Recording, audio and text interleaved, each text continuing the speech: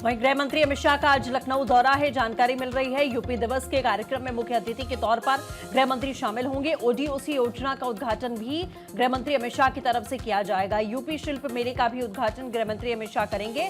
CM Yogi Adityanath और governor Anandiben Patel यहां पर मौजूद रहेंगी। तो 5 हस्तियों को गौरव सम्मान भी दिया जाएगा, जिसमें शुभांशु शुक्ला का नाम सर्वोच्च है।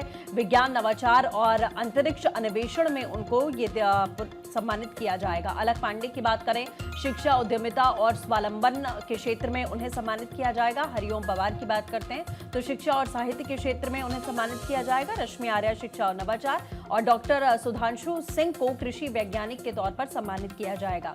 तो विकसित भारत और विकसित उत्तर प्रदेश इसका मकसद है, और महिला सशक्तिकरण और सुरक्षा भी इसमें साफ तौर पर देखने को मिलेगी। सामूहिक विवाह योजना, इसी के साथ मिशन शक्ति जैसे अभियान इसमें शामिल होंगे। एंटी रोमियो स्क्वाड का गठन, 3 महिला पीएसी बटालियन का गठन, और रात में महिलाओं की कॉल पर पीआरवी की व्यवस्था भी यहां पर सुनिश्चित की जाएगी। विकसित भारत और विकसित उत्तर प्रदेश ही इसका एक मोटो यहां रखा गया है, जिसमें स्मार्ट सिटी और शहरों का विकास शामिल किया गया। लखनऊ में एआई सिटी का क्रियान्वयन हो। यूपी का मोबाइल मैन्युफैक्चरिंग में 55% योगदान रहा है, और स्मार्ट सिटी के तौर पर शहरों का विकास जैसे कि नोएडा, ग्रेटर नोएडा, गाजियाबाद, लखनऊ, कानपुर और आगरा में मेट्रो सेवाएं संचालित होती हैं।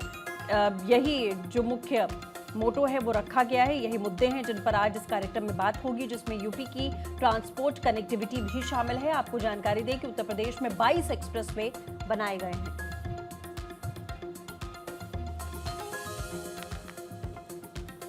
मुख्यमंत्री योगी आदित्यनाथ भी आज यहां पर मौजूद रहेंगे, और गृह मंत्री अमित शाह का आज ये लखनऊ दौरा, और इसी के साथ साथ आपको ये हम अपडेट दे रहे थे किस तरह से किसानों को सम्मान। अगर हम जिक्र कर लें यहाँ पर कनेक्टिविटी का, अब तक में क्या कुछ इतिहास रचा है यूपी में, तो 22 एक्सप्रेसवे, एशिया के सबसे बड़े जेवर एयरपोर्ट का निर्माण हुआ है। देश का सबसे ज्यादा 16 एयरपोर्ट वाला राज्य बना है। अगर हम बात करें कृषि के क्षेत्र में, तो कृषि विकास दर 8.6% से बढ़कर 17.7% हुई है। हर साल 4 करोड़ टन फल और सब्जियों के उत्पादन के साथ देश में पहला स्थान है। और पीएम कुसुम योजना के तहत किसानों को 76,000 से ज्यादा सोलर पंप का आवंटन हुआ है। 27 नवीन मंडी स्थलीकरण का भी आधुनिकीकरण हुआ है। बात अगर करें हम सांस्कृतिक धरोहर की, तो रंजना। बिल्कुल, सांस्कृतिक धरोहर के संरक्षण का अगर हम जिक्र करें तो अयोध्या राम मंदिर का निर्माण, प्रयागराज में भव्य माघ मेले का सफल आयोजन, महाकुंभ में दुनिया भर के 66.30 करोड़ श्रद्धालुओं ने आस्था की डुबकी लगाई। सर्वाधिक पर्यटक आगमन वाला प्रदेश बना उत्तर प्रदेश। अयोध्या, ब्रज, विंध्य, चित्रकूट और नैमिषारण्य में विकास की तस्वीर आप देखिए।